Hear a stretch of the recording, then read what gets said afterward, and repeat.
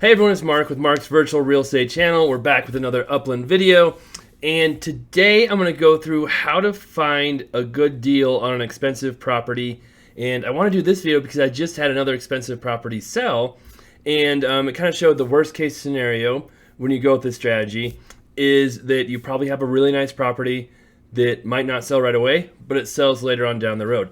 But I've also used this strategy to make a pretty good profit right away on quite a few properties. So I'll show you kind of what I look for, what are some things that stand out to me when looking for these types of properties. Now we'll also do some updates on the lazy nodes, show you how they are doing. And we always like the comments, shares.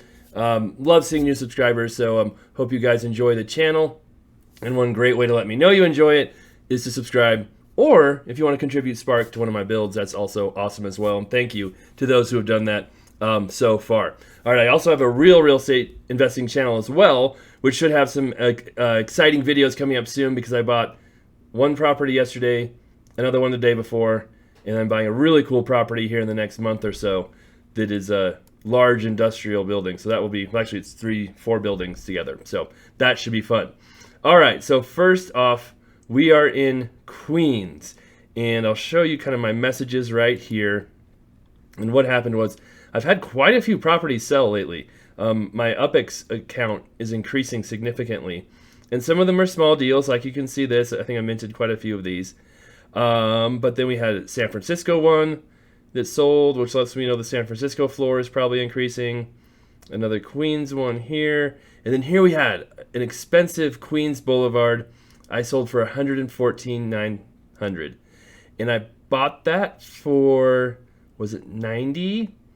So it wasn't a huge profit, but I made a pretty big profit on some other ones, and this one was still a profit. So the first thing to consider here when you're looking at buying properties is to remember, right, if you buy something for $90,000 and sell it for $114,900, whoops, that's way off.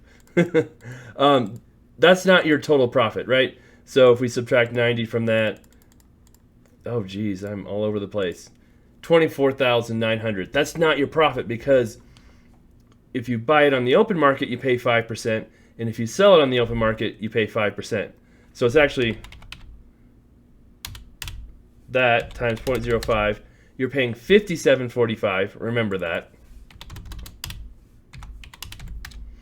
That plus $57.45. This is your buying and selling costs. So you take whatever that profit was it $24,900, subtract it from that number, and so your actual profit would be about 13,000 some, and 10,245. There's your profit, 13,755.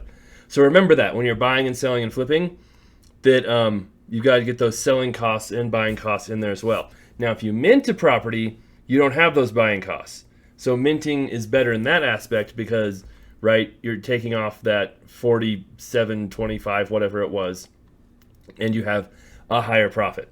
So that's why minting can be much better. But again, just because you're minting stuff doesn't guarantee you'll be able to sell it or sell it for a profit either, depending on where the property is and the demand and all of that cool stuff. All right, so you can see I still made $10,000 on that property. Not bad. That's like more than a 10% return in a week and a half or two. So that's pretty hard to beat. But I had some even better ones that sold on Queens Boulevard. Even though I didn't mint them, I bought them in the secondary market. And here's how I just found those properties. So once in a while, and I haven't even done it for very long. So I'm going to buy a property today. I should have said that in the beginning to get you guys excited and have you keep watching. But I plan to buy one today to show what I'm talking about here. So we'll take a look at Neponset later, don't worry. So we'll go to upxland.me. Sorry, that's where I'm at, upxland.me. And then you can see the collections right here. If you can see this is a city right here. Hopefully I'm not covering it up with my face. Queens, I put for sale and UPX. Sort by sale price, and then I can select a collection. So here's kind of what I was looking for when I saw those Queens properties before. I scroll down here and I saw the floor price is pretty low, right? That's the first thing that pops up to my head is I was buying those for 90, just sold one for 114.9, and let's go look. This is something else that I pay attention to as well. I'm going to go back to this property, and there it is. We'll see how big it is. It's 108 UPX, or up to whatever that is. Oh, they're building something already. Look at that. They are 482 days. That's going to take a little while. But they started building right away. Okay, so 108 was the size. And then you can see here the size of the properties too. So mine would have been one of the biggest ones in that price range, and that's really why it sold. So it's not just about the price, but it's also about the size. And your mint price is based on the size. Your yield from rent is based on the size, and that's why that is important. So we can expand. There's only 76 properties for sale on all of Queens Boulevard, so it's pretty exclusive. And then we can actually just search by markup and see what the lowest price properties are based on markup, which is compared to mint price. You can see very expensive properties there. So that's interesting to see. And then we can also go back to sale price here. And what stood out about some of the properties I bought in Queens was, one, they were real cheap, right? They were selling, like, the floor was like around 120, 130 when I was doing this, is right after the collections. The floor usually drops after that, as you can see. And they were big too. So not only were they cheap, but they're bigger than a lot of the ones in the floor. And I'm like, ooh, that's a really good sign. And so that's why I bought those, and I sold a couple of them with probably a $20,000 to $30,000 UPX profit after costs right away. And then, as you can see, that one didn't sell right away, but after a week or two, it did sell, and I still made a profit as well. So that was pretty cool to see. And just looking right now, I don't see anything that really stands out to me. These are cheap, but they're tiny, really, really, really small. So if you wanted to make a profit on this one, I mean, maybe you could make them an offer and see what happens. But I'm going to keep looking because I feel like there's some other stuff. So, you know, you have roads you can look at. You have neighborhoods you can look at. I tend to like to look at roads. They seem to do better for me. Or like rare neighborhoods that are very pricey. So I also bought a couple on Conduit, or at least one, and did the exact same thing. And same thing, I was looking for properties kind of with, you know, real low markup. I bought a couple, or maybe it's just one, that had 1,000% markup on Conduit, and it was fairly cheap. And I thought, oh, that's a good deal too. Bought that, made a real good profit on that one as well. And just looking right here, again, I don't see anything that really jumps out at me. There's one that's got a low mint, but it's pretty expensive. So that might take some time to move, eat up a lot of UPX. Okay, so we're going to look at, let's see, what other collections. Astoria, I feel like those are real expensive last time I looked. Let's see here. They're a little more. So looking at here, floor is pretty steady. There's nothing like at 120. That's kind of what I'd look for. That's a little lower mint, but again, not too much lower. So, and that's one thing too. It's not just size. So when we're looking at a street, you have to remember this street will go through multiple neighborhoods, and each neighborhood will have kind of different mint percentages. So size can give you an idea of what a good deal might be. But again, the mint could be different because you can see right here, this is a 982% markup on a 20 sized UPX. And we scroll down here, and this one's 32. So you'd think, oh, this is about, the same price. It's got to have a lot lower mint markup. It doesn't. It has a way higher mint markup.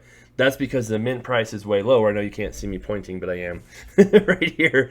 The mint price is much lower in that neighborhood than it is in this neighborhood. So that's what's going on there. But again here, I don't see anything too crazy. Hopefully I find something good here today because I promised I would buy something.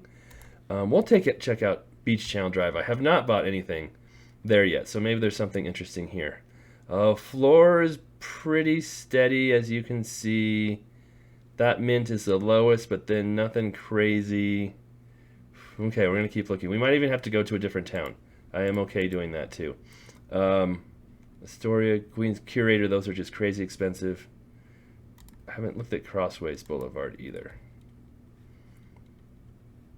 And I like doing the rare or ultra rare, collections because people look at those the most, and they tend to, people are willing to pay the most for those.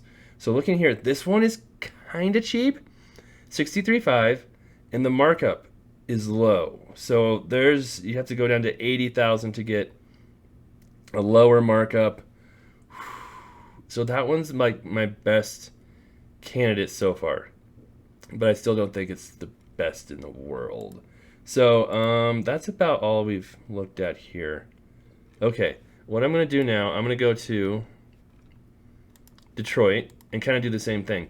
Now, I like doing this in the most recent cities because they always have the most recent, like the most excitement, people willing to buy in them after the release. So you can still do this in older cities, but sometimes it just takes a little longer to get those done. I'll show you what I mean by that in the Bronx here in a second too.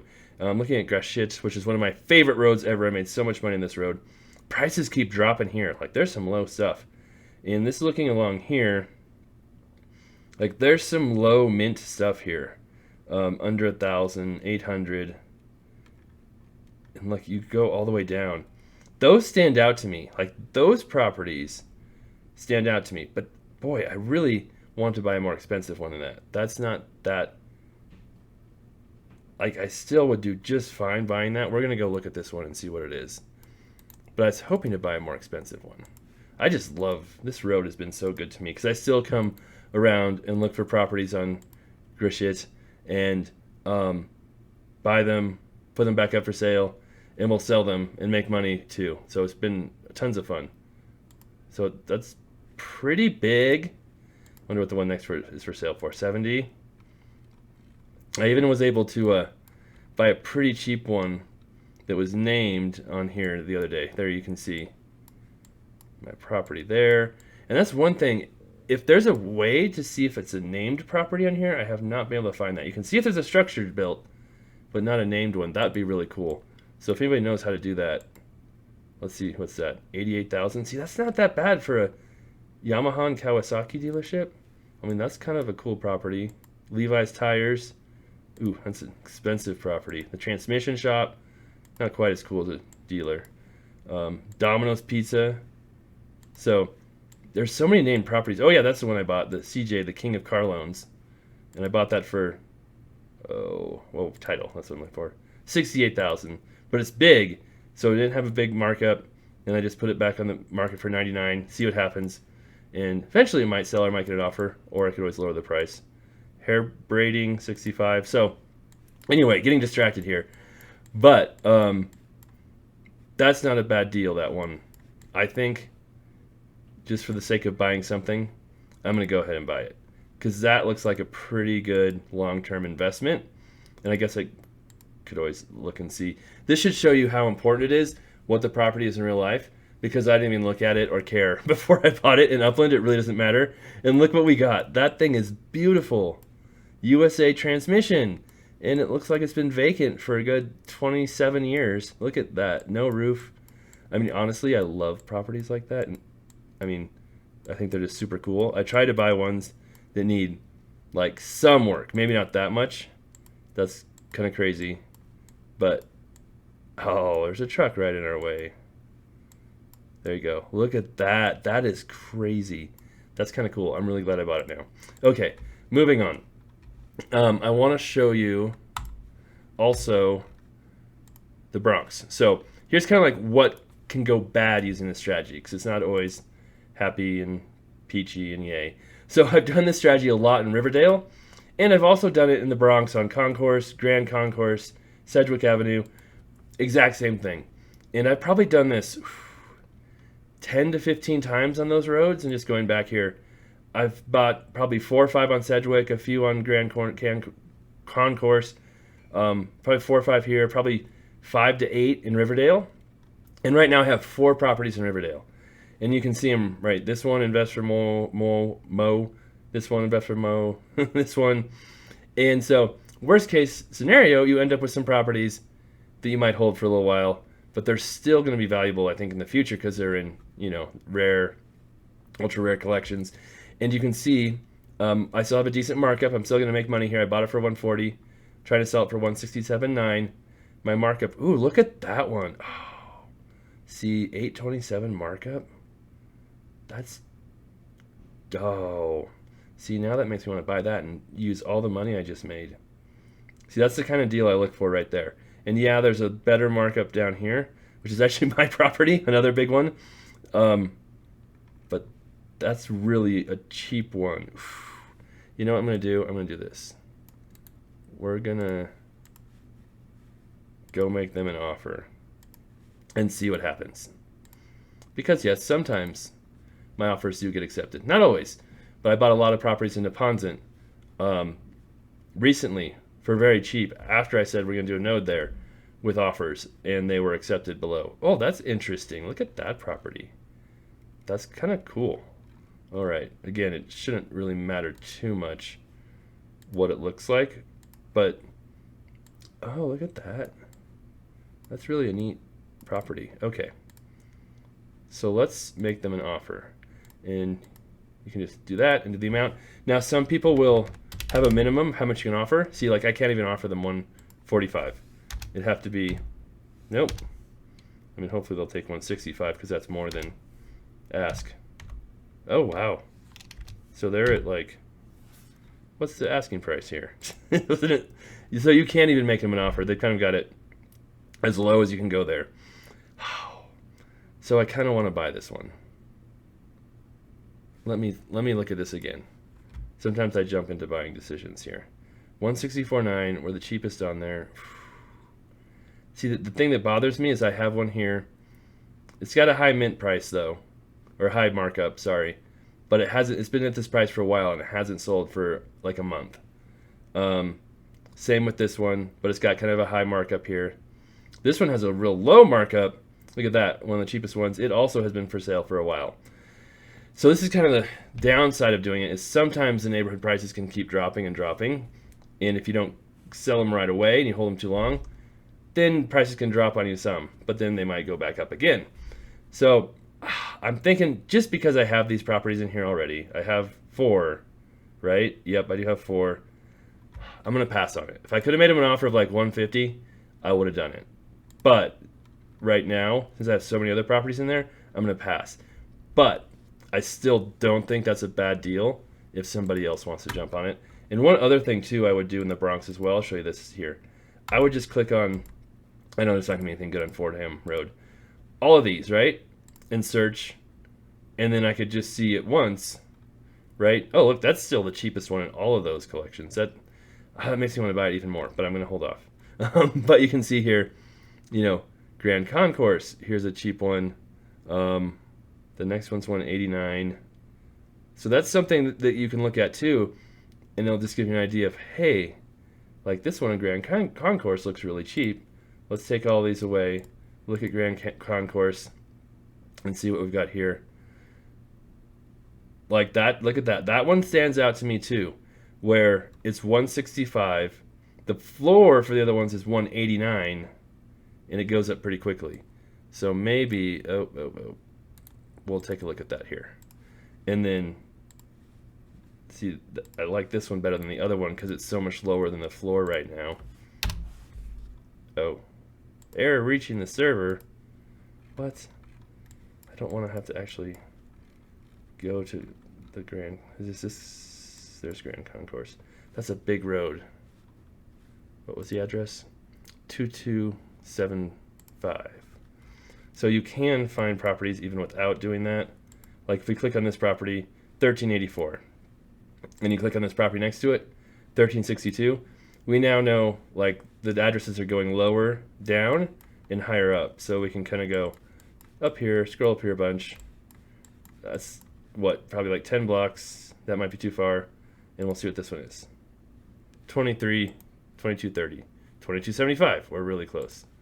All right, and then it should be on the other side of the road because I'm guessing odds are on that side and evens are on this side. What was it? 2275.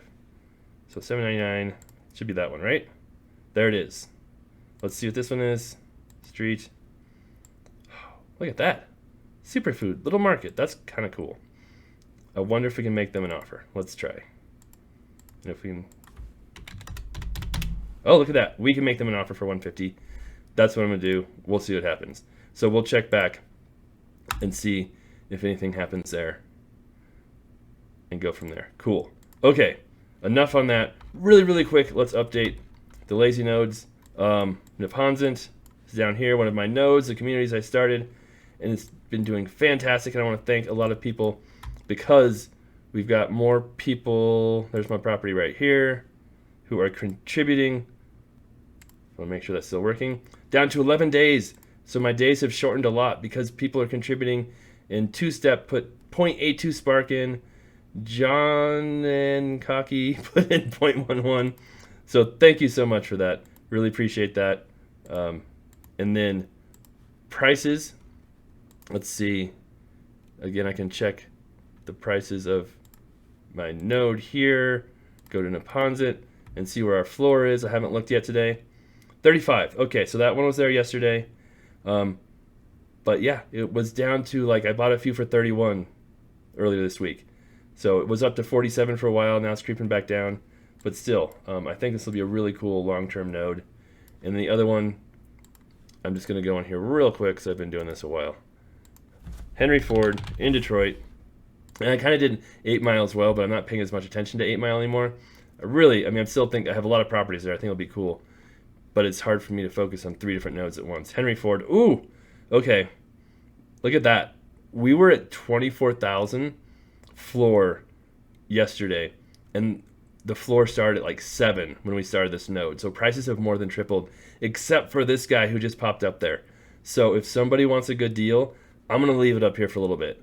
If it's not bought in the next couple hours, I'm probably going to go buy it myself. But there you go. That's a pretty cool one. Okay, that's all I've got for today. Thank you guys all for your support. Hopefully this helps you kind of see how I flip some of the more expensive properties sometimes.